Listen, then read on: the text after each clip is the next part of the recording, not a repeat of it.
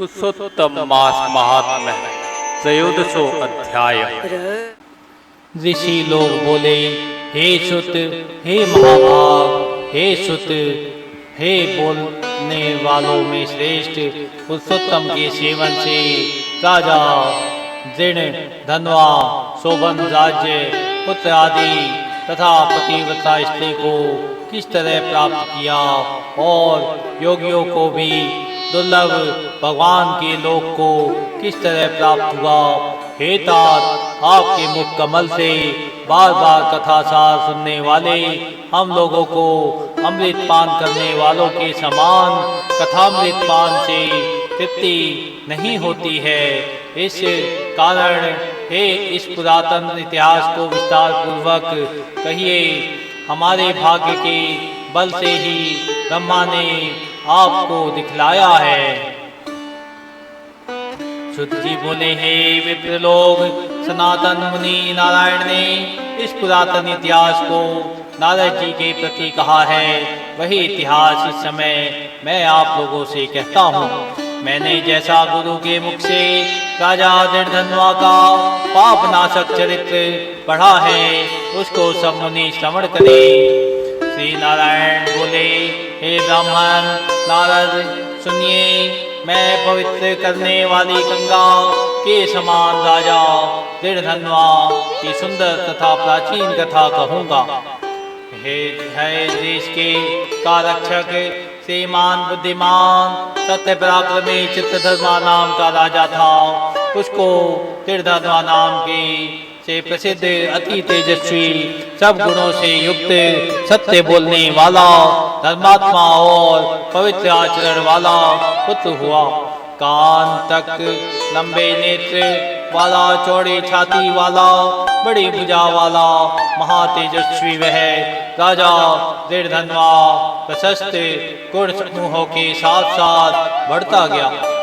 वह चतुर राजा दृढ़धनवा प्रसन्नता के साथ गुरु के मुख से एक बार कहने मात्र से पूर्व में पढ़े हुए के समान व्याकरण आदि 6 अंगों के साथ 4 वेदों का अध्ययन कर गुरु को दक्षिणा देकर और विधि पूर्वक उनकी पूजा कर बुद्धिमान राजा गुरु की आज्ञा से पिता चित्रधर्मा के कुल को गया। अपने नगर में वास करने वाले प्रजा वर्ग के नेत्रों को आनंदित करता हुआ जिस पुत्र को देख कर राजा चित्रधर्मा भी अत्यंत हर्ष को प्राप्त हुआ। पुत्र जवान हो, संपूर्ण धर्म को जानने वाला हो और प्रजा पालन में समर्थ हो, इससे बढ़कर सार सुनने इस संसार में और क्या है। अर्थात कुछ नहीं है। अब मैं 2 भुजा वाले मुरली वंशी और को धारण करने वाले प्रसन्न मुख वाले शांत तथा भक्तों को अभय देने वाले श्री कृष्ण जी की चंद्र जी की आराधना करता हूँ। जिस तरह ध्रुव अम्बरीश सरधाती ययाति प्रमुख राजा और शिवी ग्रंथि देव ससबिंदु भागीरथ भीष्म विदुर दुष्यंत और भरत पिथु उत्तानपाद प्रहलाद विभीषण ये सब राजा तथा और अन्य राजा लोग भी अनेकों लोगों को त्याग कर इस अनित्य शरीर से पुरुषोत्तम भगवान का आराधन कर नित्य सदा रहने वाले विष्णु पद को चले गए। उसी तरह स्त्री मकान पुत्र आदि शेष ने मैं बंधन को तोड़कर वन में जाकर हरि का सेवन करना हमारा भी कर्तव्य है। ऐसा मन में निश्चय कर समर्थ राजा दृढ़धनवा को राज्य का भार देकर स्वयं विरक्त हो शीघ्र पुनः ऋषि के आश्रम को चला गया।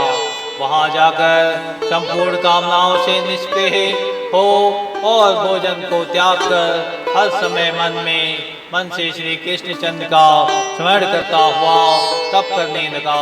कुछ समय तक तप करके वह राजा चित्रवर्मा हरि भगवान के परम धाम को चला गया। राजा दृढ़धनवा ने अपने पिता को की वैष्णवी गति को सुना। उस समय पिता के परम धाम गमन से हर्ष और वियोग होने से शोक युक्त राजा दृढ़धनवा पितृ भक्ति से विद्वानों के वचन से में स्थित होकर परलौकिक क्रिया को करने लगा। नीति शास्त्र से में विशारद चतुर राजा दृढ़धनवा अत्यंत शोभित पवित्र पुष्करातर्क नगर में राज्य करने लगा। अच्छे स्वभाव वाली विदर्भ राज की कन्या उसकी स्त्री गुण सुंदरी नाम की थी। पृथ्वी पर रूप में उसके समान दूसरी स्त्री नहीं थी। उस गुण सुंदरी ने सुंदर चतुर शुभ आचरण वाले 4 पुत्रों को उत्पन्न किया और संपूर्ण लक्षणों से युक्त चारुमती नामक कन्या को उत्पन्न किया। चित्रवाक, चित्रवाह, मणिमान, चित्रकुंडल नाम वाले वे सब बड़े मानी सुर अपने अपने नाम से पृथक विख्यात होने लगे। राजा दृढ़धनवा सर्वगुणी प्रसिद्ध शांत दांत दृढ़ प्रतिज्ञ रूपवान गुणवान वीर श्रीमान स्वभाव से सुंदर 4 वेद और व्याकरण आदि 6 अंगों को जानने वाला वाग्मी वाग चतुर धनुर्विद्या में निपुण अधिष्ठण वर्ग काम क्रोध लोभ मोह मद और मात्सर्य को जीतने वाला और शत्रु समुदाय का नाश करने वाला क्षमा में पृथ्वी के समान गंभीरता में समुद्र के समान समता समव्यवहार में पितामह ब्रह्मा के समान प्रसन्नता में शंकर के समान एक पत्नी व्रत एक ही स्त्री से विवाह करने का व्रत को करने वाले दूसरे रामचंद्र के समान अत्यंत उग्र पराक्रमशाली दूसरे कार्तवीर सहस्त्रार्जुन के समान था। नारायण बोले, एक समय रात्रि में शयन किए हुए उस राजा दृढ़धनवा को चिंता हुई कि अहो यह वैभव संपत्ति किस महान पुण्य के कारण हमें प्राप्त हुआ है। न तो मैंने तप किया, न तो दान किया, न तो कहीं पर कुछ हवन ही किया। मैं इस भाग्योदय का कारण किससे पूछूं। इस प्रकार चिंता करते ही राजा दृढ़धनवा की रात्रि बीत गई। प्रातः काल ब्रह्म मुहूर्त में उठकर विधि पूर्वक स्नान कर उदय को प्राप्त सूर्य नारायण का उपस्थान कर भगवान की कला की पूजा कर अर्थात देव मंदिरों में जाकर देवता का पूजन कर ब्राह्मणों को दान देकर तथा नमस्कार करके घोड़े पर सवार हो गया। उसके बाद शिकार खेलने की इच्छा से शीघ्र वन को गया। वहाँ पर बहुत से मृग बाराह सिंह और गवियों चंद्रवदी गाय का शिकार किया। उसी समय राजा दृढ़धनवा के बाण से घायल होकर कोई मृग बाण सहित शीघ्र एक वन से दूसरे वन को चला गया। रुधिर गिरे हुए मार्ग से राजा भी मृग के पीछे गया, परंतु मृग कहीं झाड़ी में छिप गया और राजा उस वन में उसे खोजता ही रह गया। पिपासा से व्याकुल उस राजा ने समुद्र के समान एक तालाब को देखा। वहां जल्दी से जाकर और पानी पीकर किनारे पर चला आया। वहां घनी छाया वाले एक विशाल वट वृक्ष को देखा। उस वृक्ष की जटा में घोड़े को बांधकर राजा वहीं बैठ गया। उसी समय वहां पर कोई एक परम सुंदर सुग्गा राजा को मोहित करने वाली तुलना रहित मनुष्य वाणी को बोलता हुआ आया। केवल राजा को बैठे देख उसको संबोधित करता हुआ एक ही श्लोक को बार बार पढ़ने लगा।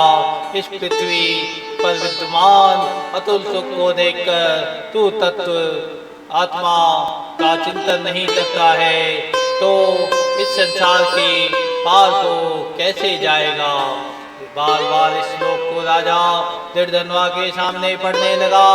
राजा उसके वचन को सुनकर प्रसन्न हुआ और उस पर मोहित हो गया कि इस सुख पक्षी ने दुख से जानने योग्य साल भरे हुए नारियल फल के समान अगम में एक ही श्लोक को बार बार पढ़ते हुए क्या कहा? क्या यह कृष्णदेव द्वैपायन वेदव्यास के श्रेष्ठ पुत्र सुखदेव जी तो नहीं हैं, जो कि श्री कृष्णचंद्र के सेवक मुझको मूढ़ और संसार सागर में डूबा हुआ देखकर राजा परीक्षित के समान कृपा कर उद्धार करने की इच्छा से मेरे पास आए हैं। इस तरह चिंता करते हुए राजा दीर्घधनुआ की सेना समीप आ गई। सुख पक्षी राजा को उपदेश देकर स्वयं अंतर ध्यान अलक्षित हो गया। उस सुख पक्षी के वचन को स्मरण करता हुआ राजा अपने पुर में आकर बुलाने पर भी नहीं बोलता और निद्रा रहित हो उसने भोजन को भी त्याग दिया था। तब एकांत में उसकी रानी ने आकर राजा से पूछा। पुरसुंदरी बोली, हे पुरुषों में श्रेष्ठ, यह मन में मलिनता क्यों हुई? हे भूपाल, पृथ्वी के रक्षक, उठिए उठिए, भोगों को भोगिए और वचन बोलिए। देवताओं से भी दुख से जानने योग्य उस सुख पक्षी के सत्य वचन का स्मरण करता हुआ गाने गुण सुंदरी के प्रार्थना करने पर भी राजा दीर्घधनुआ कुछ नहीं बोला। पति के दुख से अत्यंत पीड़ित वह गाने भी दीर्घ श्वास लेकर अपने स्वामी की चिंता की उत्कट कारण को नहीं जान सकी।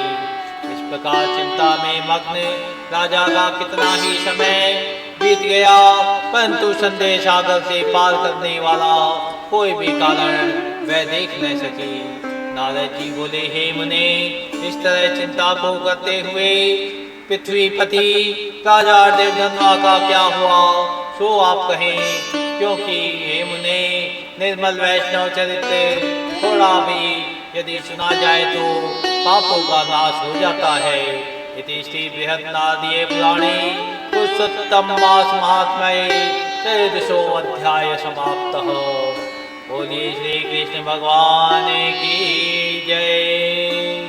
श्री वृंदावन बिहारी लाल